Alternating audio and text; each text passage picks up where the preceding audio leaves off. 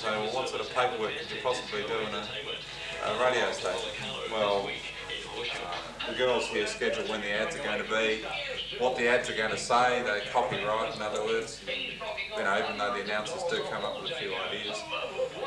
Mainly it's the girl that sits there that comes up with the ads, the funny ones or the not so funny ones, and the straight serious ones. This is what the announcers work off of. You know, when this is Saturday mornings, obviously the Beckle Ford half hour, and then we've got ads like Enterprise Australia's got to come out at the 9 o'clock news on Saturday morning. And so you look down there and find out what ad you're going to read and read it. Yeah, this is where it all happens. This is the on-air studio. And these things here are advertisements. Each one is a separate ad. Back there we've got opens and closes and the freebies, which are advertisements we can put on for nothing, you know, charities or whatever, young farmers, or you name it. News themes. And there's the log again that we're working off of. I've already showed one, but what we do is just go through and the log will say cart number 33 has got to go on, so you just put 33 into the machine here. And as it happens, this particular track that you're listening to at the moment is on one of these cartridges. It's an endless tape. Just keeps going out through and re-cues itself. In other words, it stops at the beginning again when it returns to the beginning. The turntables I'll show you a bit later on, but they're very special, but we've got a few in the other studio. So that's our format. Format, which means, yeah, we play certain tunes in a certain row, like there's been an extremely popular track, the sort of things you hear over and over and over again. They're right at the top of the top 40, and a D record is pretty much the same sort of thing, except it's a heavier track that only gets played at night or after 4 o'clock. 60s, self-explanatory. B record's not quite as good as an A, it's on its way down or up in the top 40. Beta, which means it's a volume control.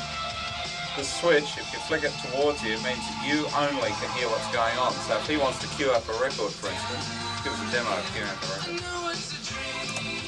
Oh, you put that down on cue and it comes through that one there. So only you can hear it, and you want to be able to find the beginning of it. And you can only do this with professional needles. I was going to say, don't drink your record. No. And then you find the start of it, you hear it coming through there, and then Just take back it back off a a bit. little turn, and then flick it back up and hit the button, and off she goes. Yeah, remote controls there. And every time you start one here, time it restarts again, so you know exactly how much time you've got. And if you flick the switch forward, it goes to air. Oh, I mean, if it's going, of course. He's got the switches forward there, and if you push the buttons down there, they both go to air.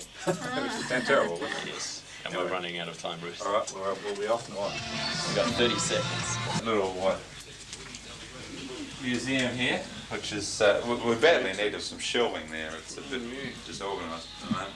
I can't lift that up, unfortunately. 3SH. Well, 3SH is our sister station. Sorry, we're going out a bit of sequence there. I usually sort of leave that to last. Just a normal receiver, that's all it is. And David Dalkin will come in here and think, oh, well, what's the ABC doing? You know? And, 92 points already? Well, not good enough. Hey? Not good enough for 90? Oh, that's just... No, the antenna's not connected. We can do it, but the antenna's not connected. The FM antenna's not connected. We're not real keen on having a beam up on the roof. Yeah. So what's the reason for having that there? Well, just hear yourself. Well, apart from being a standby monitor, which is rather important because if we want to be able to listen to ourselves as announcers, so we know how we're sounding on air, and the only way to do that is to listen to the radio. Apart from being a standby, which means if that blows up, we've got this to stand by on. David Dalkin's rather interested in listening to what the other stations are doing, what the competition are doing. Actually, he does more of it in his own room because the receiver there seems to pick up stations better than this one, actually. These are splitter amps, which means, well, what's a good way of describing that? Well, we've got, for instance, one of these running on a splitter amp. You've got the radio coming out, you've got 2 wires with the signal on, and yet you've got a million places in the building that you want to benefit from those 2 wires. So you feed it into that amplifier, and the amplifier's got heaps of outputs or heaps of wires coming out of it which you can run off in all different directions. So that's what all they are. This is enabling me to monitor various different spots. So for instance, if we want to monitor... Okay, this is Thursday, March 29. That's what's going on in Studio 2 at the moment in position number 2. That's what's happening in Studio number 1. Position 3 means that I can plug whatever I want into it, like in this patch bay here. Position 4 is Studio 4, which is vacant at the moment. Position 5 is what's coming out of the limiter down here, which I'll explain a bit later. But it's basically what we're sending to the transmitter. This is what we're telling the transmitter to transmit. And AM transmitters are inherently got the problem they can't transmit everything that you give it. All that. Why is that?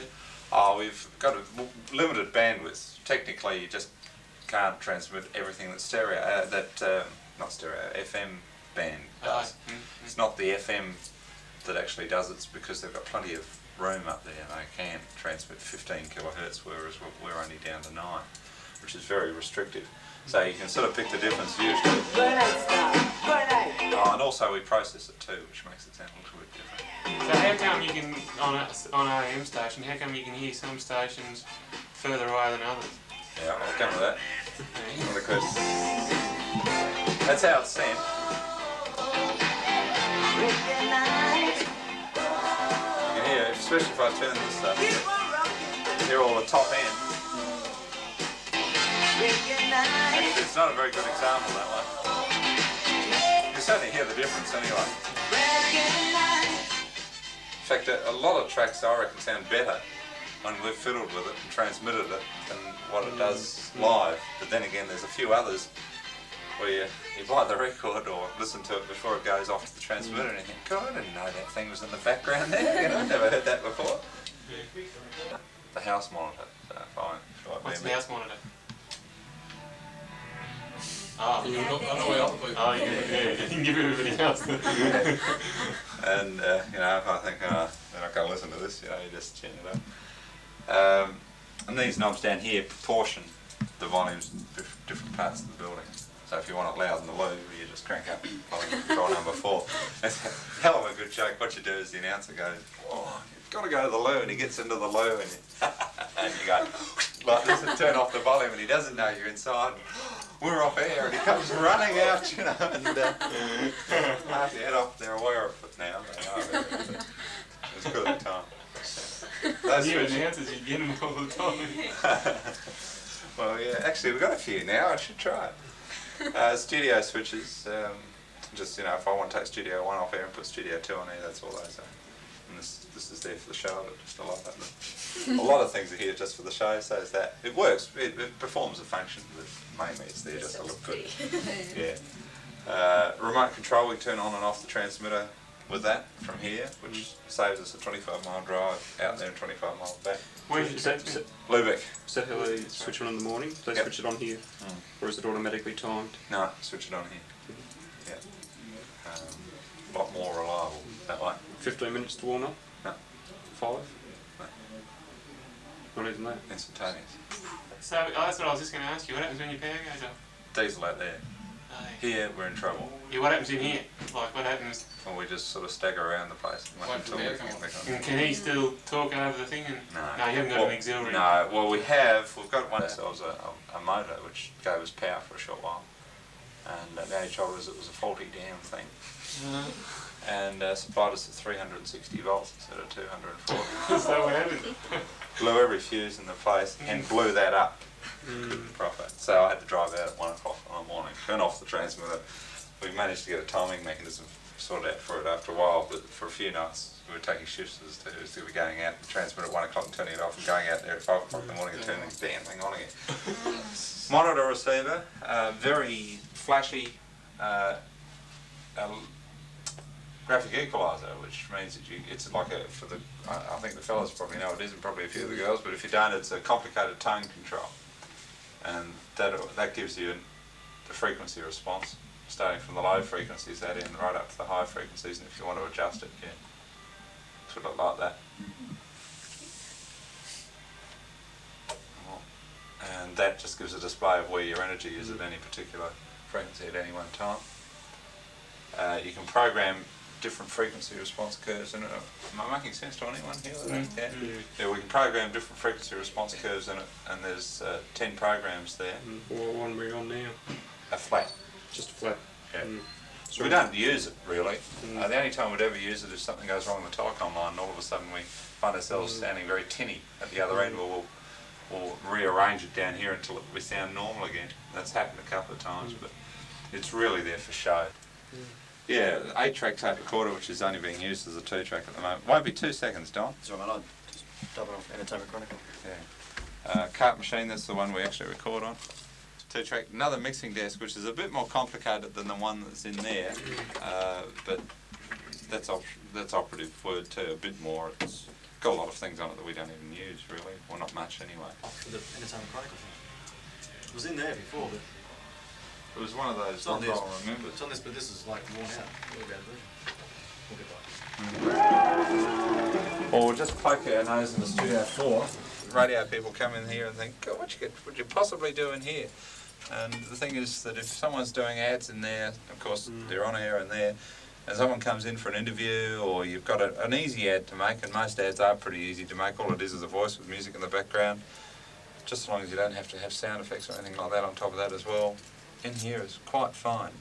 What he was doing in there was, that's the beginning of the track, right? Now with these particular turntables, they've got virtually an instantaneous start, so that's the beginning of the music there. We'll just move it back that far. It should.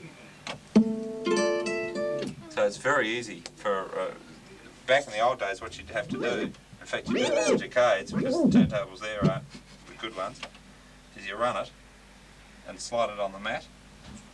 Do it that way. But of course these days you don't have to, so you just cue it up, sit it behind you and then push the remote button and it goes the music virtually instantaneously, which is... Were they available to the general public? Yeah. as well? Just, yeah. I see techniques written on it. yeah, but... They don't harm your records.